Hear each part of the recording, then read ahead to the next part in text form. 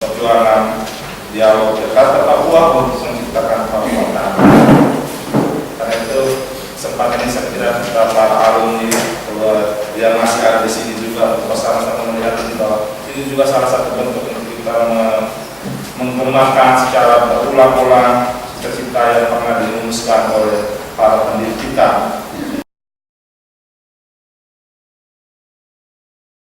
Ternyata saat bicara dialog itu justru sebelum Kongres Papua II tahun 2000. Di sini saya temukan buku ini stensilan Rabu 24 November 1999.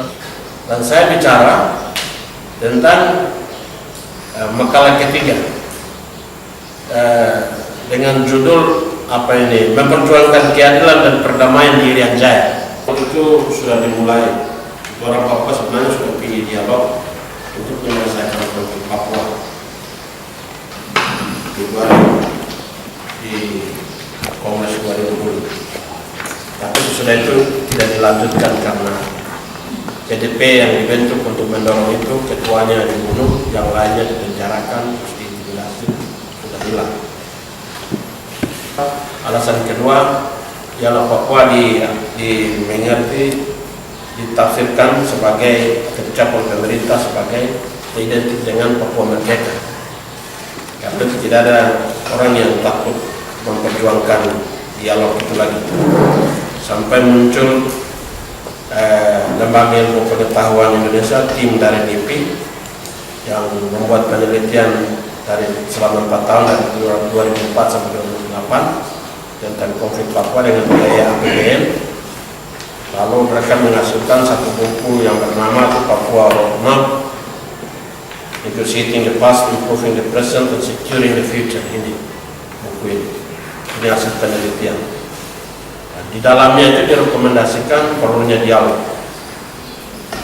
Tapi dialog seperti apa itu tidak dijelaskan di sini. Kita mendorong bersama, tapi dari pihak saya memperjelas posisi saya atau penelitian saya tentang dialog dengan menulis buku kecil ini. Kalau ini dari DIPI, kalau ini dari seorang Niels Tebar. Jadi tidak mewakili pikiran kelompok Papua, orang Papua, juga tidak mewakili gereja Katolik, tidak mewakili kelompok apa-apa, tapi ini pikiran pribadi. Sehingga kalau salah, ya yang dipersalahkan itu si penulis. Tapi kalau yang benar juga yang dibenarkan itu si penulis. Dengan demikian kita maju dua buku ini sama-sama. Kalau ini dari Jakarta, yang ini dari Papua.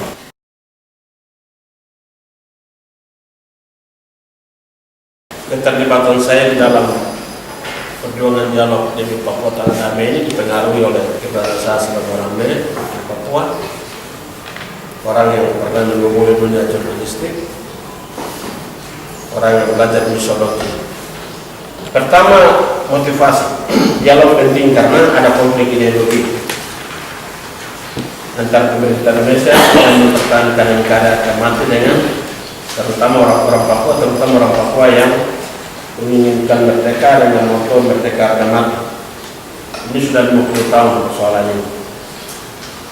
Konflik ini mengakibatkan rasa saling curiga dan tidak percaya, bukan hanya pada pemerintah terhadap orang Papua, tapi juga antara orang Papua dan dari luar yang ada di sini, pemerintah itu ada suasana itu, kecurigaan, tidak percaya. Juga ada korban nyawa. 20 tahun banyak orang meninggal karena konflik ini. Masyarakat sipil menjadi korban, polisi ada brimo, tentara juga jadi korban. Kalau konflik masih ada, mungkin masih akan ada korban lagi. Tapi juga menghambat proses pelaksanaan pembangunan di sejumlah tempat. Tidak ada rasa memiliki, baik pemerintah pusat maupun orang Papua tidak mempunyai rasa memiliki terhadap kebijakan khusus ini.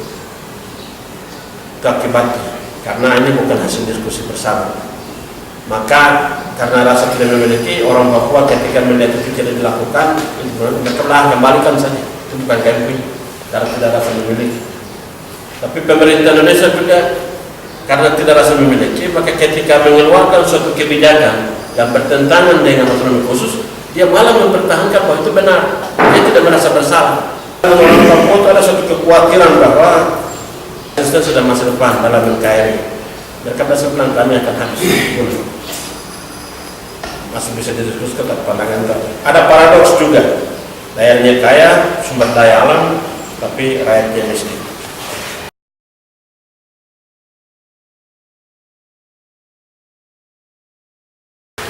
Kami mendorong dialog ini bukan untuk mencari kekuasaan, juga bukan mencari uang. Sekalipun kami perlu uang untuk melaksanakan kegiatan. Kami hanya mau supaya Papua jadi damai. Perjuangan ini tidak dilandaskan atas rasa kebencian. Memperjuangkan dialog bukan karena membenci siapa-siapa, juga bukan karena rasa balas dendam kepada siapa-siapa. Ya. Tapi ada nilai yang kami coba sharingkan, untuk cita kasih, kebebasan, keadilan, kebenaran, kesetaraan, partisipasi, netralitas, keterbukaan. Coba kami dasari, kami punya usaha atas nilai-nilai ini. Jadi kami mau lihat konflik Papua ini diselesaikan secara damai, dan karena itu tidak melalui jalan kekerasan. Kedua, secara menyeluruh, karena itu kami tidak mau masalah Papua diselesaikan secara parsial, dan kami mau konflik Papua diselesaikan secara bermartabat, yaitu dengan saling menghargai dan menghormati satu sama lain. Dan karena itu tidak boleh ada pihak yang merasa dirugikan.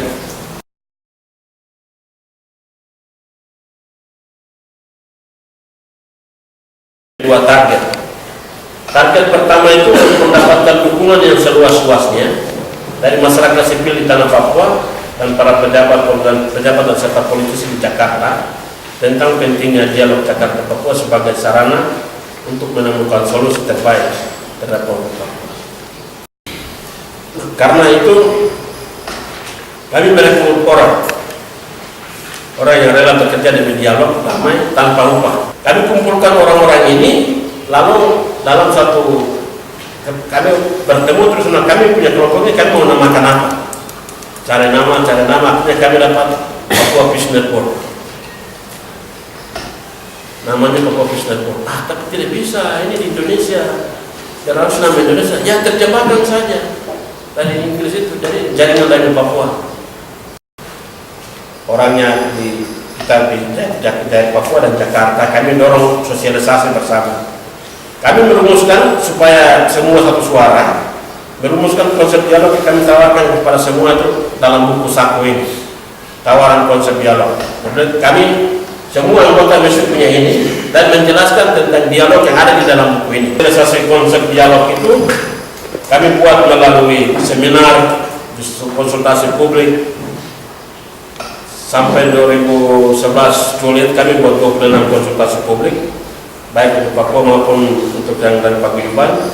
Peluncuran buku, diskusi tertutup, diskusi terbatas, diskusi publik, dialog interaktif di televisi, konferensi pers, konferensi perdamaian, dan pertemuan pribadi.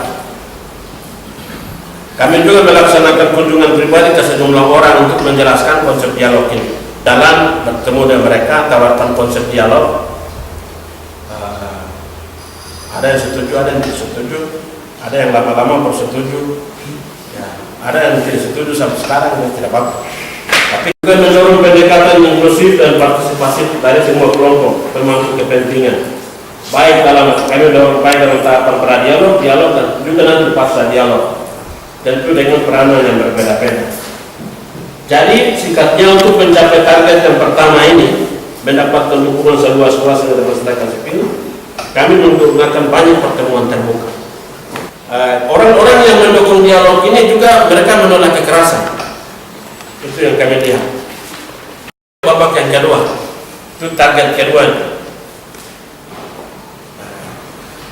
Pertanyaannya begini, kalau Jakarta sudah setuju, Presiden sudah bilang ya kita berdialog, orang Papua juga mau berdialog, terus kenapa dialog tidak jadi, belum dimulai? Ini sekarang masuk ke jawabannya di target yang kedua. Menghasilkan pemahaman yang sama tentang dialog Jakarta-Papua yang tertuang dalam sebuah kerangka acuan dialog. Kerangka acuan ini yang belum punya tentang tujuan, target, tempat, fasilitator, mediator, monitoring, itu semua punya pendapat yang berbeda. Karena itu sekarang kami punya pertemuan tertutup yang lebih banyak. Kalau dulu tahap pertama dulu pertemuan terbuka, sekarang diskusi-diskusi tertutup. Buat diskusi tertutup, brainstorming 2 kali, Jakarta dan Papua. Pertemuan itu yang kita bahas tentang dialog-dialog ini. Tapi itu bukan dialog yang kita maksudkan. Ini untuk mempertemukan beberapa pihak yang moderat dari Papua dan moderat dari Jakarta. Karena radikal dari Papua dan radikal di Jakarta kita tunggu dulu, tidak dibakar.